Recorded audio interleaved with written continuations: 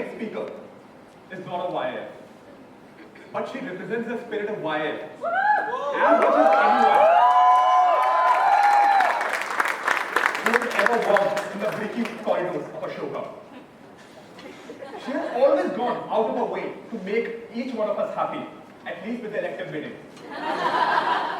Therefore, it is only fair that each of us should know what makes Kimsen happy. And probably, after the end of the talk, we all will know what to give her next month. Put it together for extremely lovable Kimsen.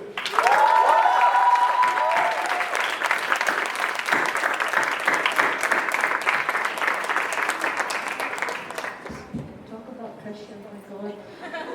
I'm so glad the lights are on because I feel a little less nervous. The caliber of the kind of talks you all put on every day makes me feel very ashamed to say that I have quickly put this together in like 2 days with like random practices in front of friends, random practices in front of a mirror, random talking to myself in the shuttle, and I'm so sorry to my co-shuttle riders who might have looked at me and thought I was crazy, but that is how nervous I was. I was like, oh no, I need to do a good job, come on Kim, so that's how it started. So, you know who I am, no introductions needed, but full name is Kimsen. You can call me Kim for short if it's easier. I've been called Kim C, Kim B, smiley face. So I have a lot of names, but Kim is the shortest one. I did try to time it and keep it at 10 minutes, but I'm going to take a little liberty and see where the talk goes. So it's a little organic, which is just like my way of saying that this is not planned. I'm going to improvise as I go, so thank you very much. So when Farhan and all came, I have to give it up to the YF Talks team also because they are a really persistent bunch, you know, like they get an idea and they don't let you go. You're like, Kim, for like how many months? I'm like, oh, so sweet. No, you're learning. Go out into the batch, you know, learn. So, but then it's term 8. And Farhan, bless him, he's like so persistent, he wouldn't stop. He's like, Sakin, are you going? And after a while, I just gave in. I was like, okay, Farhan, fine, I will talk. Thank you so much, I'm coming. And I don't know whether I was grateful or I was just nervous and a bit scared, but I was like, fine, I'm going to talk, fine.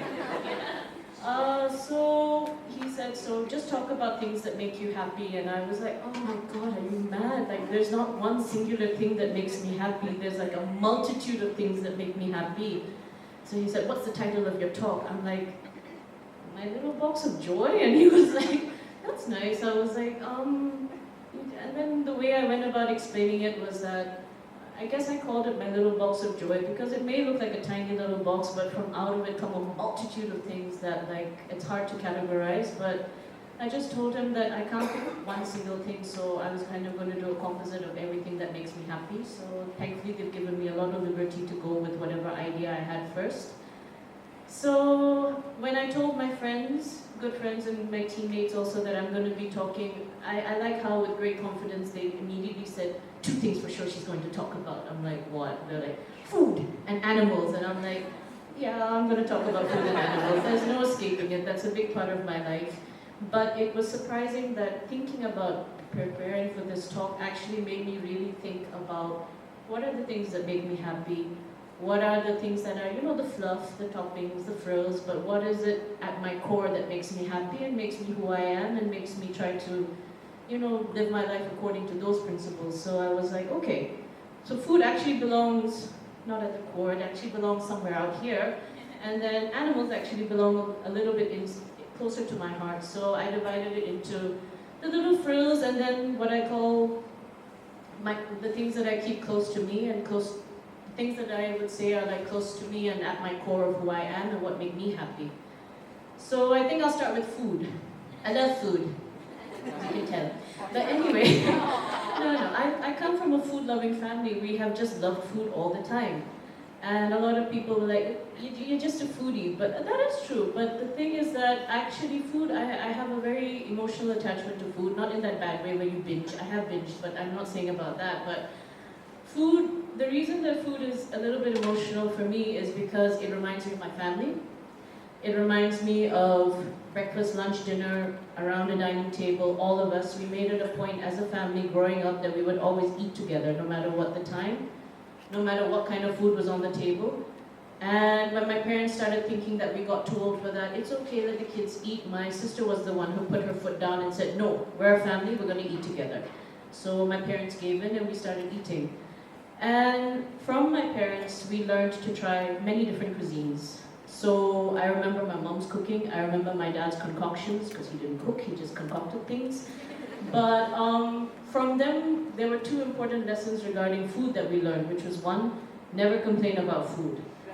So they were, because my mom had experienced what it might be like to, not know when the next meal might come from. My dad had better circumstances, but even he had reached certain points where even he wasn't sure when the next meal would come from.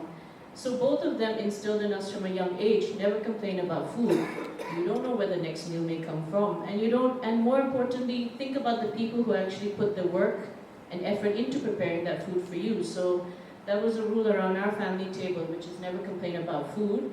And number two, experiment. Try different cuisines. Don't be that, I don't want to eat that, or I don't want to eat that. So that was kind of like what we grew up with. So that was why food has such a deep importance for me. And then the second thing that I was very happy when Anit started sharing about the Adidas shoes, because he just started talking about Dragon Ball, and I was like, oh my god, Goku! Yay, Gohan! It was like those. I love anime. There, it's out there. I love. It's very, yes, I know it's cliche, but I love anime. And there's a bunch of anime I've watched over the years, and we can go into detail later, but it might take too much time if I start listing everything. So I think when people question me as to why you like anime, because I remember my mom saying, aren't you getting a little bit old to be watching cartoons? I was like, it's anime, it's not cartoons. So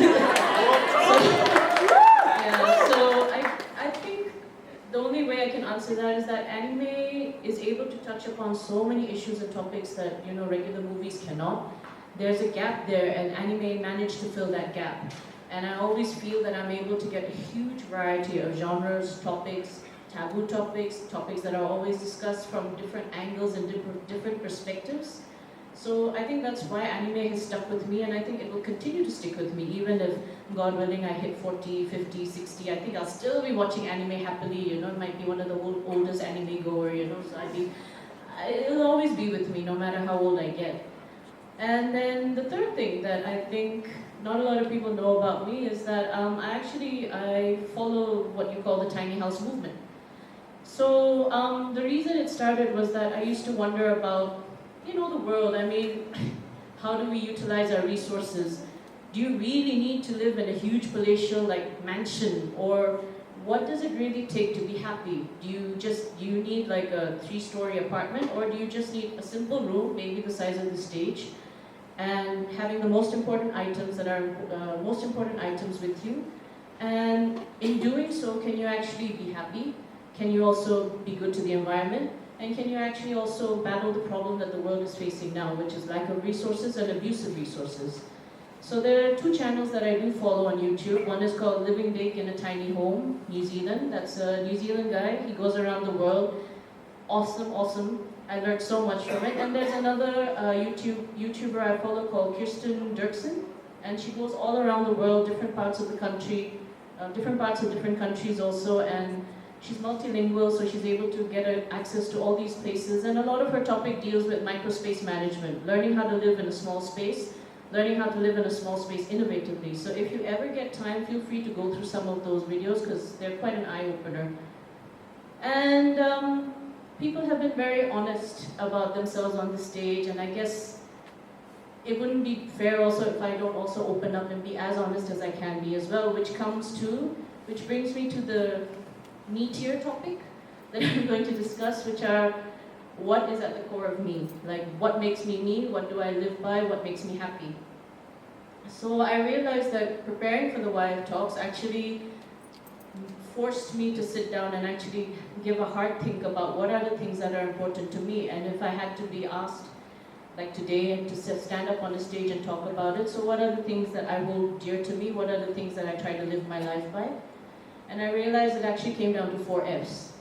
And you'll be happy to know that animals fall into one of the Fs, because I call them my fur babies. They're my fur babies. Yes, they are. I love dogs, I love cats. I used to have a black hen, and she was adorable. She'd follow me out, I'd let her out of her coop and she'd walk around with me. I know I sounded like the Animal Farm lady, not that Animal Farm, but like They actually used to follow me in a line, and there have been moments when I've been down, really down, and my dog, Mayvon, was the one who would know I was down before anyone else did. Or there'd be moments when I'd be sad or things were going on, and my other dog would know, and he actually came into the room and then slept with me the whole night because he knew I was down. So animals are such a big part of my life. My dogs are such a big part of my life because they seem to know me sometimes a lot better than people do, and I don't feel as conscious opening up in front of a dog. Like, oh, I had a bad day. I actually carry monologues on with my dogs, and my friend and I keep saying we should capitalize on this. We'd be YouTube stars. I'm like, we don't know how to be YouTube stars, man. We just know how to be this way. So we have dialogues all the time with our dogs. I do the voice of my dog. I pretend to understand what he's telling me. So that's how I spend my time when I leave the office. So there's just like, for those who come today, now you know something about me you didn't know before. So that's why my fur babies are important to me. And which leads me to the second F in my life, which is family. So when people look at me, they're like, Kim is always happy, she's always smiling. What could she possibly be unhappy about? I'm like, oh. But I guess, I don't tell a lot of people, but a few of you know, some of you may not know, but actually I have 2 sisters and a brother. And a few years ago, we lost both our parents, a year apart. So our father passed away in May, and our mother suddenly passed away the following year in April. So in less than a year, we suddenly lost 2 of the most important people in our lives. And then a year and a half after that, we buried our last surviving grandmother, who was bedridden for quite a while. And I think that made me realize even more, if I didn't realize it before then, it made me realize it even after they passed away, that how important family is to me, how much they are a source of strength and joy for me as well. And even though people will feel bad and say like, oh, sharing this is not to make you feel bad. Sharing it is to tell you that how life also goes on even after something that tragic happens. So despite our parents not being with us anymore, there's so many things that they've taught us that we still hold true to and still guide us even now. So my dad was this big jolly fellow. He was heavy, but he was big and happy about it, so we were happy with him. So he always had sayings like, cheer up, chin up, don't get down, it's not the end of the world, it'll be okay. So he was always that positive person in our lives who kept telling us, you can do it, don't worry, go for it. Even if you have a setback, go for it again. So he was the encourager in our family, the one with the can-do attitude. And our mother was the type who taught us how to be kind. Our mother taught us to be assertive without being bullies, learning how to assert yourself without putting other people down. And our mother always used to say these beautiful lines, and I'm a Christian, so a lot of her lines used to come from the Bible. Like, she's like, don't put yourself down, remember, you're fearfully and wonderfully made. And fearfully doesn't mean like that, but it means like, you're so precious. All the effort and time it took to make you, you're precious, so don't put yourself down. So our mother was the type of person who used to raise your confidence and tell you that you are important, that you are loved. So even though they're gone, a lot of what they taught us as their children, we still carry it on till today. It still stays with us. It's still something that we live by, my brother and my sisters. And I'm so grateful for the time that I had with my parents because they taught us so much. And I didn't realize they had equipped us so much to live life after them as well. So that's why family is important to me. And then the third F, which naturally comes from family, because family sometimes you don't get a choice, but the third F, which is your friends, those are the people you get to choose in your life. So I have a friend who famously said, I don't like my family, my friends are my family. I'm like, I get it. But friends have been such an important part of my life as well. And my friend circle right now are not your typical friend circle. I'm not bad-mouthing them. I actually ran this, I rehearsed this in front of them to get the okay, and they said, fine, you can say it. I'm like, okay. My friends are what I would like to call the no BS kind of friends, They don't sugarcoat anything, which is really tough because I'm a sensitive person. And sometimes I just want you to agree with me, but they don't. They just deny me all the time. So I'm like, I get frustrated. I'm like, why don't you just be nice about it, But that's the type of friends I have, and the reason we're still friends is because of that quality that they have. that they don't sugarcoat anything. There's no BS with them. They're like, they tell it to your face. They call you out. They call you out on your stuff, you know, if you're doing things wrong. They're like, you're being way too petty. I'm like, okay. Like, you're being way too judgmental. Not okay, you know, like, you're being, obviously, what did you think? Could you finish that when you started so late? I'm like, I was having a moment to rest, okay? You know, so I mean, my friends constantly do that to me. We do that to each other. But it keeps you grounded, actually, having friends like that. And one of my closest and bestest friends, and she's my flatmate, so we've been friends for almost 10 years. She's more like a sister to me than anything else. I have dubbed her, and she's happily accepted the title of being my professional bubble burster. And everyone should have a bubble burster in their life. You have no idea how, like, the kind of revelations that come from having a friend who bursts your bubble. Because she has kept me grounded. There are times when I've been going over and above something and she'll just go, pop, and then I'm like, oh, okay, yeah, it's not too bad actually, okay, you know, or I'll be going in some direction and pop, and I'll be like, yeah, I was full of myself, I'm sorry, I talked too much. So having a professional bubble burster, I think every person in this room should find that one friend who's a bubble burster, because they do wonders for you. They keep you sane, they keep you grounded, they keep you humble. Actually, more than anything else, they keep you humble. And then those are 3 F's, and then I have a 4th F also, which is at the core of who I am, or the core of what makes me me, and that would be my faith. And I'm not trying to preach, I'm not saying, believe in God, and I'm also not saying, don't believe in God. I mean, it's completely up to you, or like, believe in other higher powers that you may have, but for me, the reason that faith has been important is because of all the things that happened in our family. Faith was one of the things that really grounded and anchored us as a family. And a lot of the things that I try to do in my life, I've taken from the things that I've learned in my faith.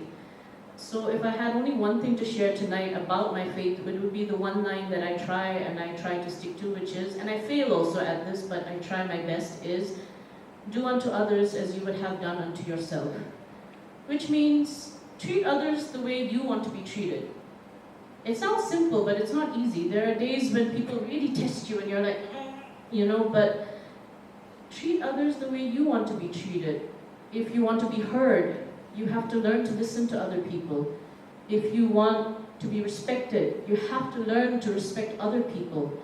If you, if you want someone to believe in you, you also have to learn to believe in other people.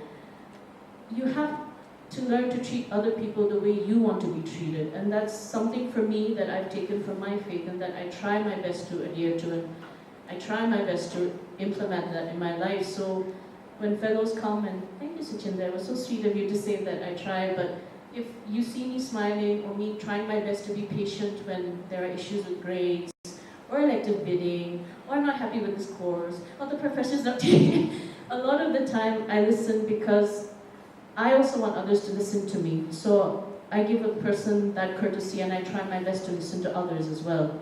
So that's the kind of principle that I live my life by, the best way that I can.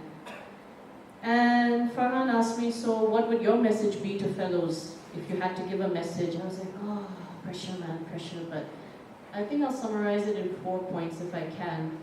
So the first point is, that is very important, especially now that we're in term 8, is life very rarely ever goes according to plan. It never does. I can testify to this. I can give a guarantee stamp like, nope, it doesn't go according to your plans. You know, our family was not prepared for what was going to happen. We didn't plan for it. I had not planned for it. I was in the middle of doing my MPhil thesis. And I wrote a lot of my abstract from my MPhil thesis in the ICU when we were looking after our father, because he needed round-the-clock care. So my brother and I were there. We would look after our dad. Then we'd be relieved in the morning by my 2 sisters who do the day duty. And then after our parents passed away, I thought that would be it. Then my grandmother was bedridden. And bedridden means you have to do everything. Clean, feed, take care of the person. And that was not anything that I had planned for. It was nowhere near my life plan or my life chart. I did not expect to be doing that young. And it may sound very sad and gloomy, but that leads me to the second point, which is that even if things don't go the way you plan, it's not the end of the world. despite being at home and having to do those things, I got closer to my grandmother. She was grumpy, but I loved her still nonetheless, you know, like she was a fire starter. When she was younger, she was active, she was all over the place, so I get why she might have been frustrated being stuck to the bed. But I got to talk to her, I got to get to know her better, I got to hear stories of when she was a young girl. She rolled it up and she was like, in case of a drop in cabin pressure, oxygen mask shall fall like so from above. And then she dropped my mom's bra, and she's like, please pull the mask and cover your nose and mouth and breathe normally. And then she'd be using my mom's bra to cover, and I'm like, you're an MA student, what are you doing? And but then we were like laughing, and we have so many of those kind of memories in our family, and that kind of laughter kept us going because it just helps, you know, to be able to laugh, to have those memories, to have humor in your life. So that's the third message I guess I would have, would be like, laugh, have fun, have humor in your life. And then if there's a fourth message that I want to leave you with tonight, it would be like, find something that grounds you. Find something. For me, it's the 4 F's in my life, which are my fur babies, my family, my friends, and my faith. Those things have kept me grounded. Those things have been my anchor. Those things are what keep me rooted throughout life. Because even when things happen or there's horrible storm going around you, going all around you, if you are grounded and if you are rooted, nothing can shake you. You think you're going to fall, you think you're going to topple over, and you think that's the end, but when you're grounded and rooted, it's not the end. You manage to come back, and you don't even know how you came back, but you end up realizing that you have a strength that you didn't know you had. And whether it's your faith, your family, your friends, or your passion, like Anit's passion for quizzing, or even just acting, whatever it is, your passion, principle, whatever it is that you believe in, that makes you want to be better, do better, hold on to that and make that your anchor. Make it something that roots you and grounds you, because I promise you that once you have that, nothing can shake you in this world. No matter who it is, no matter what circumstance you face, like nothing will shake you once you have that. And I know it's termate. I want to leave with happy thoughts, but I don't know what the future holds for each of us. Each of us, fellows, admin team, whatever it may be, I don't know what the future holds. I don't know what hardships you may face. I don't know what accomplishments and achievements you might actually might end up doing, your ups and downs. Like, I don't know any of that. But if anything I've said here tonight resonates, even for right now, or even a month from now, or even years from now, or even like centuries from now, and that's like in case our spirit, you know, whatever it may be, but if anything resonates, if there's anything in what I've said that you can take with you that will help you, then I will feel like I've done some good and I've done part of my job. So I wish each and every one of you the best. Please know that YIF coming to an end it's an ending, but it also means with this ending, you get to start a new beginning somewhere else. So